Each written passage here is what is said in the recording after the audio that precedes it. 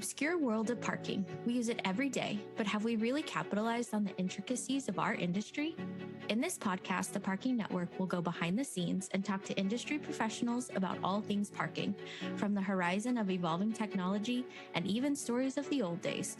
We hope to encourage and inspire operators and property managers alike to look at parking through a new lens.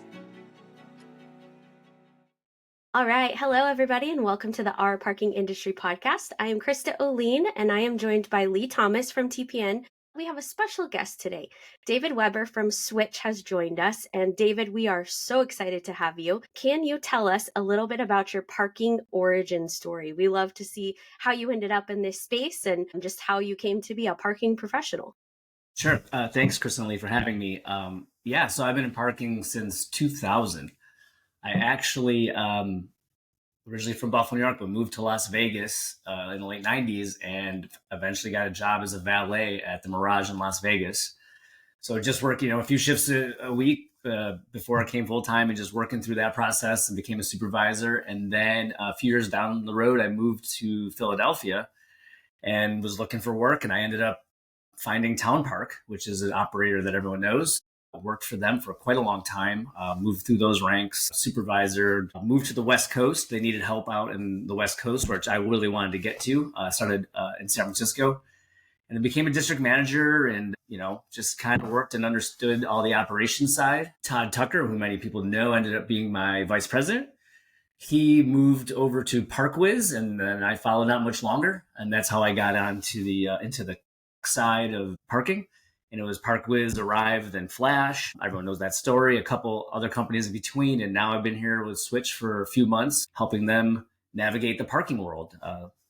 That's how I got into parking. We hear so many times that people start as a valet and jump into the industry and never leave. So I love that. So you've gone all the way from the customer service side of things as a valet, entry level job, and now you're on the technical side of things in the new forefront of EV charging. So can you tell us a little more about SWTCH and kind of what you guys do? Of course, yeah.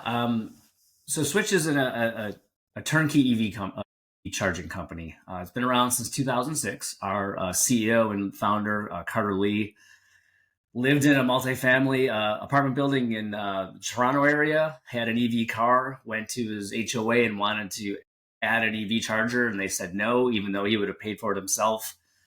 He saw a need, and just a couple of people got together on laptops and started it. I started figuring out how to do this. There's a lot of story between there and now, but 9 to almost 10 years later, 25,000 plus chargers in the ground in North America, but mostly in the multifamily space, which us in the parking industry would not have heard of SWTCH as much, maybe run into them here and there. But that's where I'm coming into now, is trying to help them navigate the parking world, which is a little different than other industries. We have heard that story too, that people see the parking industry, they identify something that they're struggling with, and then all of a sudden they're a parking professional as well. They've entered into the industry just kind of by circumstance. So that both of y'all's stories just coinciding. I love it. So tell me a little bit more about SWTCH's kind of AI integration. AI is a huge thing on the horizon right now. We don't know exactly where it's going, but I know SWTCH has made some steps in that direction. So how does AI influence SWTCH and that multifamily residential housing? Sure. So, we use AI in keeping the chargers running. I think that's the most important thing. Just like we're talking about parks equipment or any type of equipment, it's all about uptime. When it's down, it's not working. You're getting angry customers, you're losing revenue and all of that. So we use AI to monitor all of our chargers on our network through the cloud. And often we'll see issues prior to, an operator or even anyone in the facility knowing that there are issues. So that's how we use AI. We also use AI internally for many other things, just like any other company would, to quickly find information. We have a lot of different chargers and a lot of different solutions, and it helps us in the field to, quickly ask a chat bot some questions that'll give us an answer. So AI is also, it's just so important to speed up our businesses, not necessarily take over things, but just, give us that little edge to be a little quicker, a little smarter. But again, AI is only as good as what we put into it. So if you just lean into just the AI aspect of it. It still needs some human interaction and some human thought to make sure we're giving our clients or potential clients the right solution. And ultimately the customer who comes in to use that charger, who is really the true client, everything they need to make sure they know where the charger is, it's actually working, and they can actually interact with it and get what they need out of it, which is a charged vehicle. Did you attend Mary Ellis's presentation at the MPA when we were there in Indianapolis? I did not. She came by the booth, but I did not have a chance. I was actually in a meeting. Yes. But I know that she talked about the same things. Well, something I learned from her presentation, and this really shows my ignorance, is that there are different kinds of chargers that provide different kinds of solutions for different kinds of environments. Could you give us an overview of the different types of solutions Switch offers the industry, and then maybe the right kind of customer for each solution? For example, we have clients call us and say, we need EV chargers, but what do we need? And so if this podcast could be a resource for our clients, that would be really cool. Yeah, for sure. So the overall, we'll just start at the basics. There's 3 levels of charging: level 1, level 2, level 3. Level 1 is your basic. You can plug into the wall of your house or any basic outlet that you would put a light into or a lamp into, and then plug your car. It's kind of like a trickle charge. It takes a very long time to charge a car. Okay. More than overnight, most of the time. So that is kind of the first home charging iteration that happened. Level 2 chargers now are using a stronger voltage. They're using a 220 line or 210 line. So that's the line you would use to like power a electric stove, right? A little more power. So now we're using that power to convert, through a charger into your vehicle. You can charge your car overnight, usually within 3 to 5 hours. Now I just want to talk about the charging times. There's a combination of things. It's also how quickly your car can charge. It's not just the power you have potential going in. It's what your car can actually pull in. And that depends on the vehicle you buy, the battery it has. It could be 10 years old. It's not as fast as the new chargers coming off the line. Or the new vehicles coming off the line just charge so much quicker, and the battery is so much better and more efficient. And then we can move to level 3, which is DC charging. So the other two were AC charging, which is alternating current, right? That's our basic, what we do in our houses all the time. DC is just direct current, where energy is going straight into the vehicle. These are much more expensive. Now we're talking about, $50,000, $60,000, $70,000 a charger plus infrastructure, but we're going to charge your car in 20 minutes. This is what you're going to see along the highways. This is what some of the bills that have come across in the past few years of adding infrastructure on the highway. So you can pull into a rest stop and charge your vehicle up, 80% in probably 20 minutes. Again, depending on your vehicle.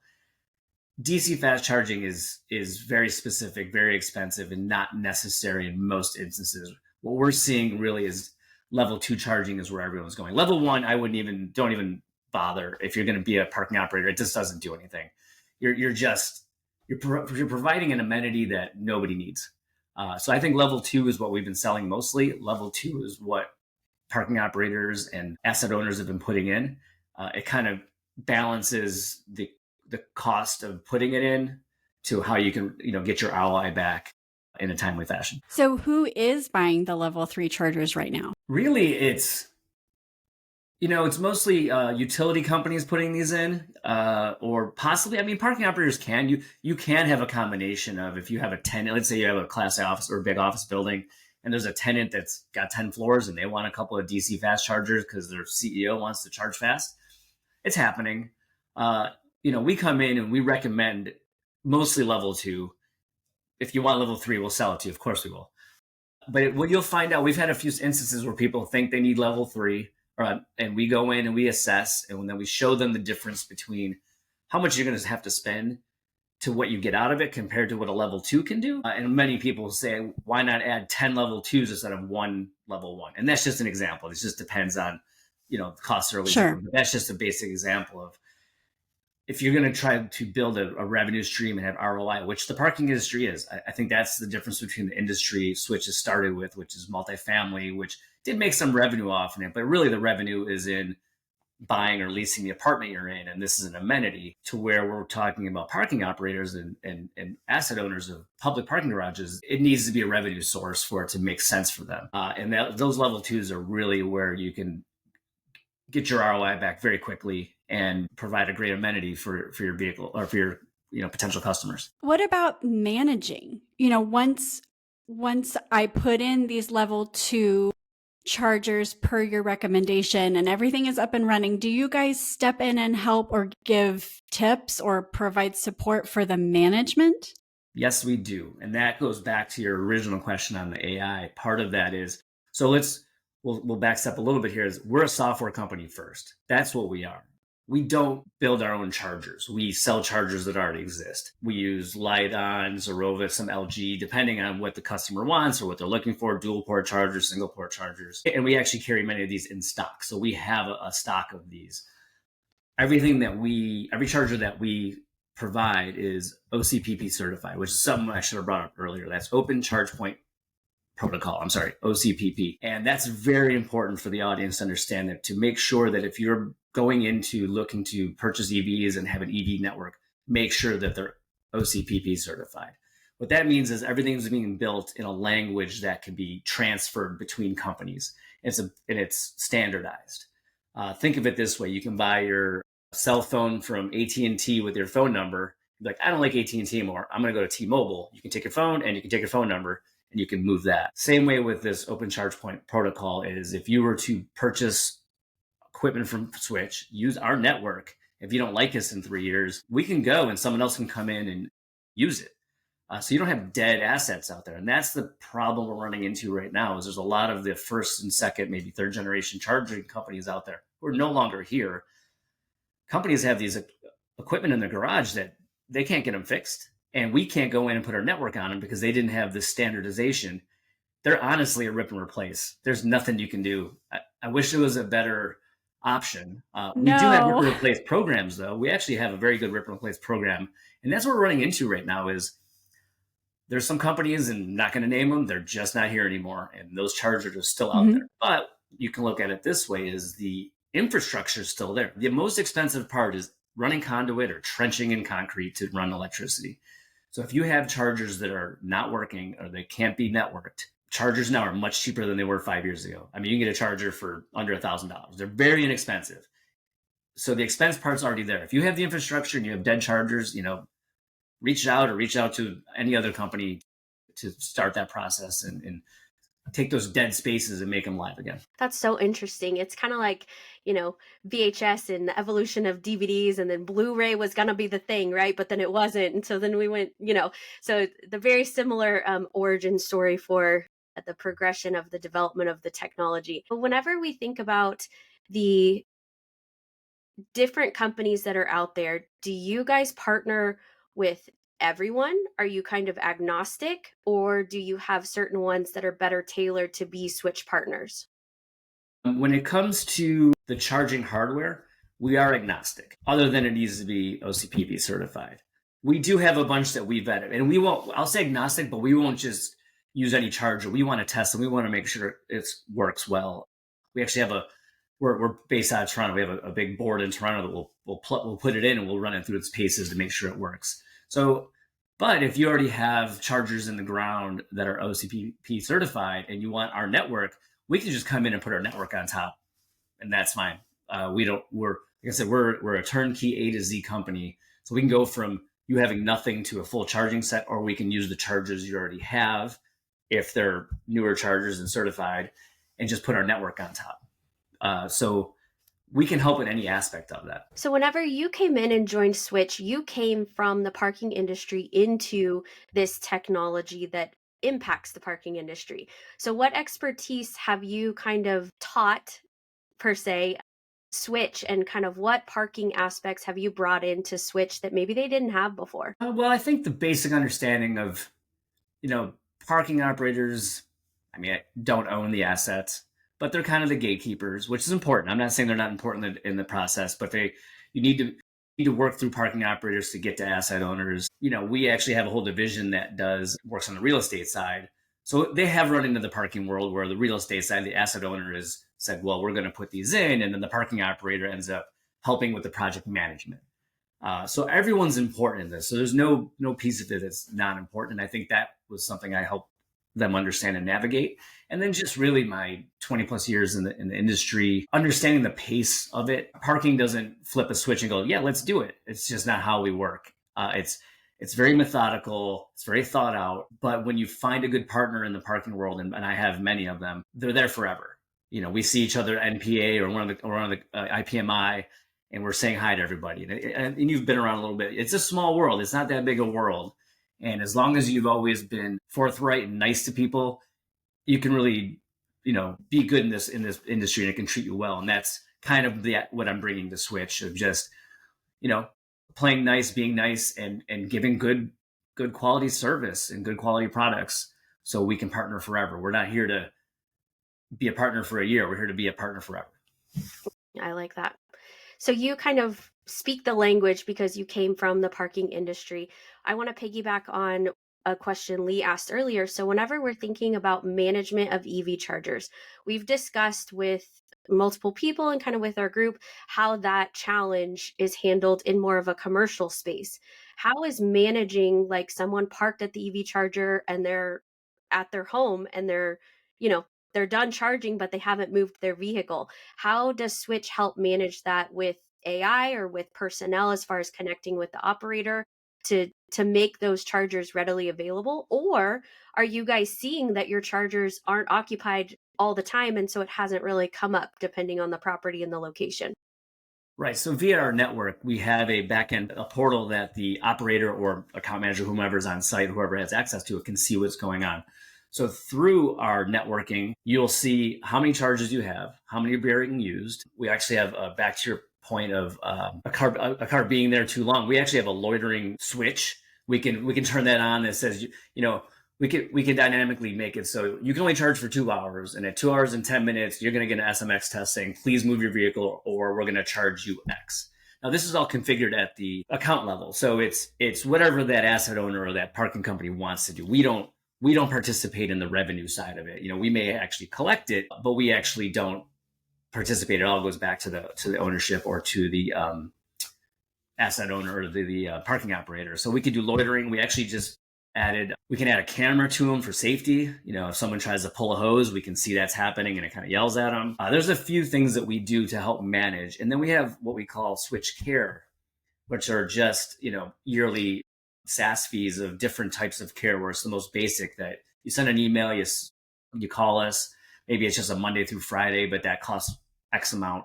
And then we have all the way to the most elaborate care, which is we will replace everything. We'll take care of the warranties. We'll actually take care of the labor, all of that, to make sure your chargers are up and running.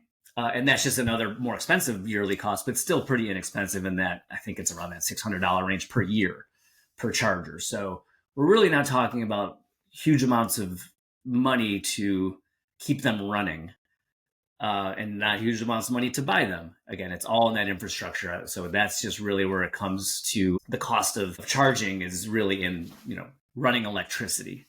And if I can stay on that point for one more second here, we actually have a load management solution as well. So we'll come in and assess and say, well, if you want, you can add an electrical box, which can cost quite a bit of money. Or we feel that, your usage is that we can add a load management system where we're actually reading how much energy is being used by your other parts of your building, your HVAC or your lighting or all that. And as that goes up, we slow the chargers down. So we can actually move the energy around. We don't move it around. We can kind of turn the volume up and down on our chargers, so that way your building doesn't go over allotted power or have something happen to it, or actually have to pay more money to the utility company because you've gone over your allotment.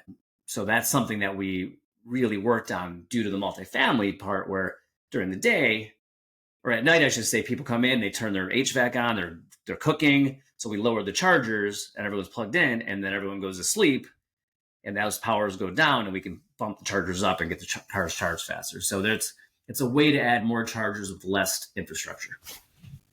That's a really unique feature, and I think it's important. I'm in Texas, and so in the summer we use a lot more electricity for the HVAC thing that you're talking about, whereas you guys are up north, so maybe winter is a little more impactful to you guys. So I think that's a really neat feature, and especially with the regulations in some areas that are being put in about the electricity usage and the draw on the grid and all those factors that kind of affect EV charging and parking in one way or another. So whenever we take a step back and we look at the trend of technology, I know a lot of companies really went heavy on the cloud-based solutions. You said previously that you guys are mostly a software system. So we've seen a trend in the comeback of the on-premise or on-prem technology solutions because people start to get more concerned about those outages and, internet outages or even electrical outages. How do you guys meet that need if it's a customer request? So for our networking, it'll always be in the cloud. Mm-hmm. But the way we work our networking is, so we have a wireless networking. We don't run data lines and all that. So they're called echoes, it's switch echoes. So we're putting these throughout the garage. So let's just say the network goes down. Each one of these echoes has a little tiny microprocessor in them. They can still work with the chargers. So we do have, like, as they say in the parks world, like we do have an offline mode while the network's down. So it can still be working. And then when that network comes up, it uploads everything and everything's back to normal. I understand the on-prem stuff when it comes to back in the days of having parks equipment with the server room and the air conditioning and all that stuff. I understand with like data breaches and all that. We don't carry any data other than what you give us, which is usually just an email address. We're not pulling credit card numbers. We use Stripe. Mm-hmm. They hold it, then it goes to the asset owner. So for us, there's no reason to be on-prem. We don't have any data that is more than the data anyone can grab off of Zoom info, mm-hmm. Your email address, maybe a phone number. Sometimes we have vehicle type because for like private charging, or say you're giving away charging because you're a tenant in a building, they want to make sure the right person and the right vehicle is using that. You're not just passing that along to someone else. But other than that, we really don't carry any data. And then we have data, obviously policies that we sign between companies and all that kind of the legality side of that. But there's no reason for us to be on-prem because we're just not in that space where we're exposed or have anything that's exposed to anyone that could be harmful. Yeah. You mentioned earlier that you guys communicate through SMS text. Do you have any other communication methods, or has text been kind of the... That's kind of the way, because people on our chargers, there's a couple different ways you can pay. One, we just have a QR code, or you can have our app. And if you have the app, you can have all your information in there, just like any app, and scan the code and it works. Or you can just scan the code and use it as a guest mode. So once you do that, obviously you're using your phone. We have that information, obviously for loitering and all of that, we can let you know. We do email as well, because you're probably giving us email. Obviously emails are more about communication, not now, because not everyone's checking their emails all the time. But that's how we communicate with our customers or partners' customers. I would like to ask you about Switch's stance on public charging. Where do you see this working best? What is a solution? What is not a solution? I would just like to kind of hear your thoughts about that too. Well, when I think of public charging, I think this is where the parking operators and the asset owners of the public, we'll call them public, they're privately owned, but public garages that are open to the public really can come in. This is an opportunity to get more people and more vehicles into your garage. And I think that's where the public's going to charge. So if you're an EV charging vehicle owner, you're charging at home. Really, that's where you're going to charge.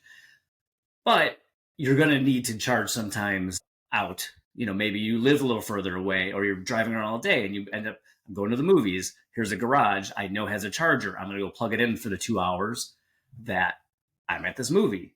And then they're going to charge for that usage. It's not going to be free. I know there was a free push for a long time for adoption, but this is going to cost money now. Now it's way less to charge your vehicle than it is to fill out your gas with gas by quite a bit, actually.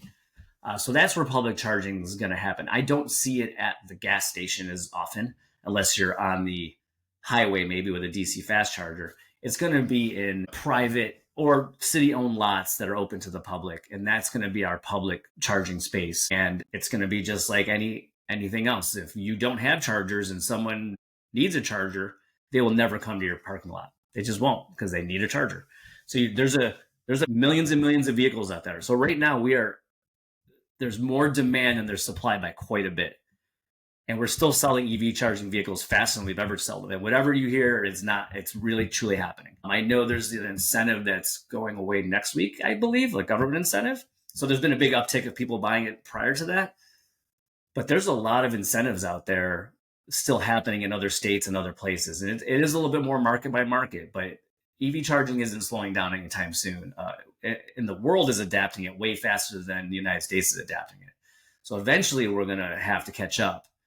And I think it's imperative that the parking world gets ahead of it now, because it's only going to get more expensive to put them in. And we already don't have the supply, the demand's way higher than the supply. And if we're into making revenue in the parking world, that's the perfect combination to make revenue, fill that demand. Absolutely. Okay, first question. Do you own an EV vehicle? I do not, but I don't either. Now I know it's tough. If all my friends who know me in the parking world, I am a city person. So I've had the same car for 8.5 years, and it has 22,000 miles on it. So it's paid off. I don't drive anywhere. So my gas vehicle is greener than most vehicles out there due to the fact that it's paid for. I'm not using it. I take a bus downtown. It goes to the grocery store. It goes to wine country and some mountain biking, and that's pretty much it. The important things, yes. The important things. That's right. I even Uber to the airport, so I don't have to leave it at the airport. That kind of thing. So it's but I would knowing that what I know now, if I do need a new vehicle, which I have a Subaru, so I got another 200,000 miles to put on it, which I'll probably be dead by then. I would buy an electric car because I have the facility that can do it. I can do that, and I have the ability to do it. And I do believe in the next few years there's going to see a lot of EV vehicles under that $30,000 mark. I think that's been our issue so far. If the adoption is like, cars are expensive anyway, and EV vehicles are quite expensive, but I think you'll see them come down or have models that make more sense for someone like me. I don't need a big SUV EV vehicle. I live in a city. I need a small one that I can just get around, I think you'll see that grow as time goes on. Y'all are based in Toronto. So is the market in Canada or the kind of the the government guidelines, are they different, or do they influence the market for EVs in Canada differently than what we see here? Yes. The government there definitely has a lot more incentives, and they're continuing their incentives where obviously we've had a change in administration. There's just been a change of thought. Again, we may change again in 4 years or 8 years or whatever that time is. I think I've been around long enough that the pendulum just swings back and forth. And so I think the overall, yes, Canada definitely is more pro EV. They have a lot of incentives. They have a lot of grants and facility incentives. In other words, money for the asset owners to help mitigate those expensive, electrical costs. It's not necessarily just for the consumer. Like, that's important too for us to buy the vehicle. But if we're buying the vehicles and there's no incentive to actually put the infrastructure in, it's the chicken and the egg. So they're doing a good job up there. And we actually have done a good job here too. There's obviously on the West Coast a little different. California still has huge incentives. We had a project in Southern California. I think it was a $500,000 project, and we found $250,000 in incentives. So that's huge. How do you keep up with all of them? With all the different incentives? Great question. So we have two great teams in Switch. We have a strategy team where we have a few people who literally are paying attention to all the policies.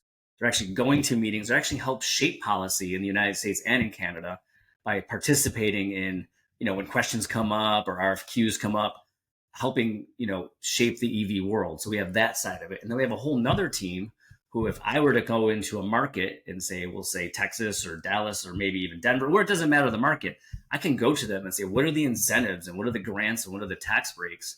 And we will find that, we will source it, and we will do the work for our customers, the parking operators or the asset owners, and put that together for them and find those and find the parameters between them. Sometimes they're very specific, where it says it has to be a level 2 charger that can only be a maximum of 48 amps.